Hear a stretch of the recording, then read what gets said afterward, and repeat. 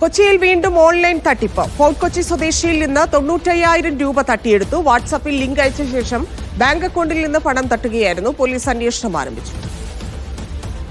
Lydia Jacob ചേർന്നു. Lydia, വിവരങ്ങൾ.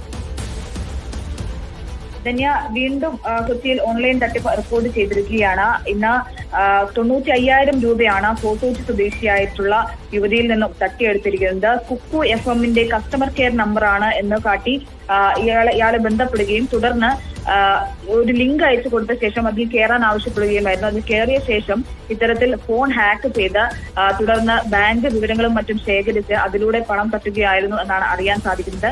എന്തായാലും പരാതിക്കാരൻ സ്റ്റേഷനിൽ പരാതി നൽകിയിട്ടുണ്ട്. പോലീസ് അതിൽ വിശദമായ അന്വേഷണം നടക്കുകയാണ്. ഈ സൈബർ വിങ്ങിന്റെ അടക്കം സഹകരണത്തോടെയാണ് ഇത്തരത്തിൽ അന്വേഷണങ്ങളും കാര്യങ്ങളും ഒക്കെ നടക്കുന്നത്. കൊച്ചിയിലെ ഓൺലൈൻ തട്ടിപ്പുകളിൽ വിശദമായിട്ടുള്ള അന്വേഷണം നടക്കുകയാണ് എന്ന് സിറ്റി പോലീസ് കമ്മീഷണർ അടക്കം പറഞ്ഞിരുന്നു. അതായത് ഇത്തരത്തിൽ ഇന്നലെയും ഇന്നുമായി വ്യാപകമായി തട്ടിപ്പുകൾ രജിസ്റ്റർ ചെയ്യുന്നുണ്ട്. കുറച്ച് മാസങ്ങളായി തന്നെ വ്യാപകമായിട്ട് ഓൺലൈൻ തട്ടിപ്പുകൾ കൊച്ചി കേന്ദ്രീകരിച്ച് നടന്നു വരികയാണ്.